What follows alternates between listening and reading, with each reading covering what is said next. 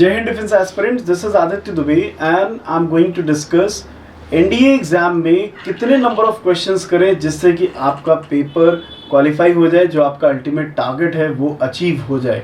तो इस पर हम आज चर्चा करेंगे। सबसे पहले आपको ये जान लेना चाहिए कि इंग्लिश सेक्शन में ग्रामर, वोकैबुलरी, कॉम्प्रिहेंशन, ये 3 सेगमेंट आपके आने वाले हैं, जिसमें से स्टूडेंट्स आपको पता है कि वोकैबुलरी सेगमेंट का वेटेज सबसे ज़्यादा रहता है। मतलब ऑल्दो 60% वोकैबुलरी या 40% ग्रामर एंड कॉम्प्रिहेंशन से रिलेटेड क्वेश्चंस होते हैं, आपने कुछ बदलाव भी देखे हैं हर साल। मतलब PQRS का आना, PQRS का ना आना, या पार्ट्स ऑफ स्पीच का पहचाना जाना, राइट। तो ये थोड़े से चेंजेस रहते हैं। पैसेजेस का आना, पैसेजेस का ना आना, इस तरीके के चेंजेस रहते हैं। तो मैं आपको मोटा मोटा बता दूं कि इस ग्रामर सेगमेंट में आपको स्पॉटिंग एरर सेगमेंट में आपको ध्यान देना होगा, जिसमें नंबर ऑफ क्वेश्चंस आपके होते हैं 10, ठीक है। और वोकैबुलरी सेगमेंट, जिसका फर्दर मैंने यहाँ पे एक्सप्लेनेशन दिया हुआ है, 10 सिनोनिम्स। ये 2021 का पेपर है, एनडीए फर्स्ट, राइट। तो 10 synonyms, 10 antonyms, 10 idioms and phrases, 10 spotting error and 10 fill in the blanks. Paper pattern ही बहुत इजी हो गया। तो जब हम डिस्कस कर रहे हैं कि कौन से ऐसे क्वेश्चंस हम करें जिससे कि हमारा पेपर श्योर शॉट क्वालिफाई हो, तो यहाँ पर मैं आपको सजेस्ट करना चाहूँगा, सबसे पहले आप वोकैबुलरी सेगमेंट को कवर करें, क्योंकि ये सेगमेंट पूरा का पूरा नॉलेज बेस्ड है। मतलब यहाँ पर अगर आपको मीनिंग पता है तो आप उसका सिनोनिम, उसका एंटोनिम या उस इडियम एंड फ्रेज का मीनिंग आप डेफिनेटली बता देंगे। तो सिनोनिम्स हो, एंटोनिम्स हो एंड इडियम्स एंड फ्रेजेस, ये सबसे पहले आप डिस्कस करें, सबसे पहले आप कवर अप करें, क्योंकि ये तीनों ही सेक्शंस किस पर बेस्ड हैं? ये तीनों ही सेक्शंस आपके नॉलेज बेस्ड हैं, जबकि स्टूडेंट्स ये दोनों सेक्शंस आपके एक्सपीरियंस बेस्ड है। यहाँ पे आपका एक्सपीरियंस वर्क करता है कि दिए गए सेंटेंस में क्या एरर हो सकती है, किस पर्टिकुलर सेगमेंट में एरर है। तो इंग्लिश सेगमेंट काफ़ी आसान हो जाता है। अगर पेपर की हम एनालिसिस करें तो हम देखते हैं कि वोकैबुलरी सेगमेंट, अगर आपने मेहनत की है वोकैबुलरी सेगमेंट में और आपका जो एक्सपीरियंस है वो उसके तहत अगर आप उसके मीनिंग सही बता देते हैं, तो ये मैं आपको सजेस्ट करूंगा कि ये नॉलेज वाला सेगमेंट आप सबसे पहले करें और उसके बाद आप फिल इन द ब्लैंक्स और स्पॉटिंग एरर्स में वर्क करें। कुछ टिप्स मैं आपको देना चाहूँगा। जब आप वोकैबुलरी पे वर्क कर रहे हैं तो आपको एंटोनिम्स में विशेष सावधानी बरतनी है। एंटोनिम्स में अक्सर स्टूडेंट्स ये भूल जाते हैं और सीधे सीधे वो वर्ड मीनिंग पर ही ट्रिक अपना आंसर देते हैं। उनको लगता है कि वर्ड का मीनिंग मुझे आता है और यही इसका सही आंसर है, जबकि आपसे पूछा जा रहा है एंटोनिम। तो एंटोनिम को बहुत ही सावधानी से करें, क्योंकि कई बार स्टूडेंट्स ने पेपर बाहर मैच किया, एग्जाम सेंटर के बाहर, और उन्होंने बताया कि सर मैंने तो इसका सिनोनिम मार्क कर दिया।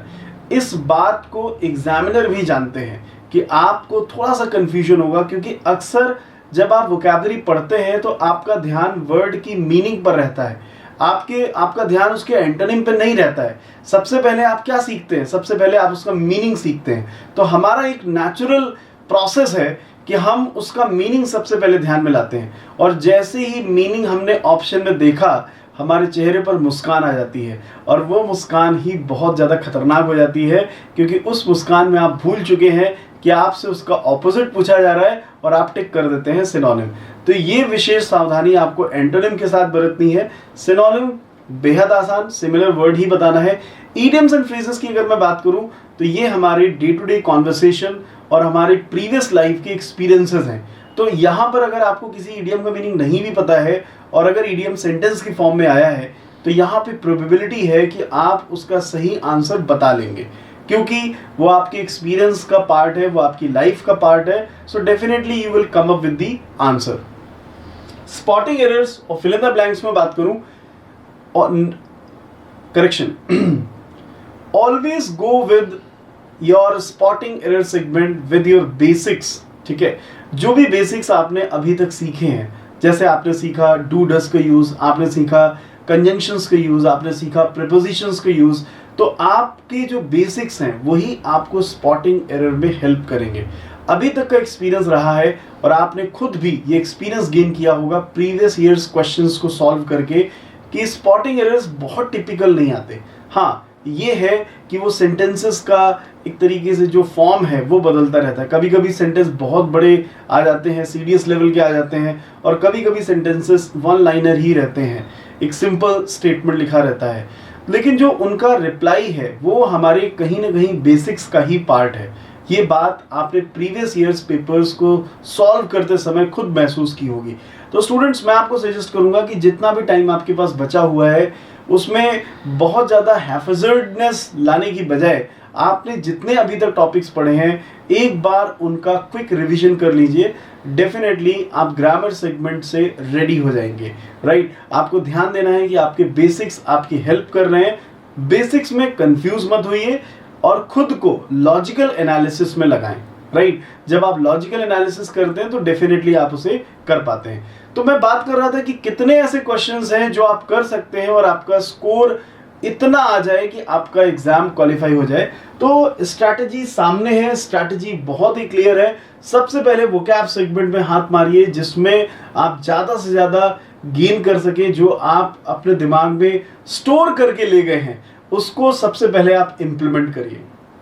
आई एम प्रीटी श्योर कि इन 30 में से आप डेफिनेटली 20 तो कर ही लेना चाहिए। एक अच्छे स्टूडेंट को 20-25 तक अच्छे से स्कोर कर लेना चाहिए, क्योंकि ये सबसे ज़्यादा स्कोरिंग सेगमेंट है। बात करते हैं स्पॉटिंग एरर्स की। ये हमारे सेंचुरियन डिफेंस एकेडमी का स्टूडेंट्स का एक एक्सपीरियंस है कि स्पॉटिंग एरर्स हमेशा उन्हें इंटरेस्टिंग लगते हैं, उन्हें प्रॉब्लम इनमें नहीं आती है। सो स्टूडेंट्स, आप भी स्पॉटिंग एरर्स को अपने एक्सपीरियंसेस को ध्यान में रखते हुए उनको सॉल्व करें। फिल इन द ब्लैंक्स, जैसा मैंने स्पॉटिंग एरर्स की स्ट्रैटेजी बताई कि फिल इन द ब्लैंक्स में आपसे preposition, conjunction, article, suitable word ये फिल करने के लिए आ सकता है। सो अगेन ये आपका एक्सपीरियंस है जो अभी तक आपने डे टू डे लाइफ में गेन किया है। So students, strategy is go for the vocab segment, solve spotting errors, and then go for the fill in the blanks. You will definitely achieve the score that will make you through this examination. With these best wishes, I would like to see you in the next video. Thank you. Jai Hind, Jai Bharat.